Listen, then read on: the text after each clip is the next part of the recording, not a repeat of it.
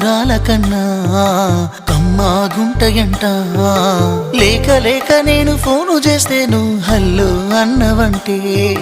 బెల్లం బువ్వ కన్నా తీయగుంటదంట ఎన్నడూ నాడు ఫోను చేసే బాగున్నావన్నవంటే ఏడాది ఎండల్లో ఉంటేనై మోస్తున్న నా బతుకు కష్టాలని పిల్లని చెయ్యి పట్టాలని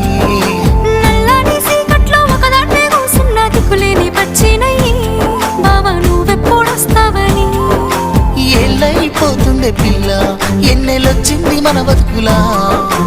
ఏలైపోతుండే పిల్ల ఏలు వట్టంగా వస్తున్నాగా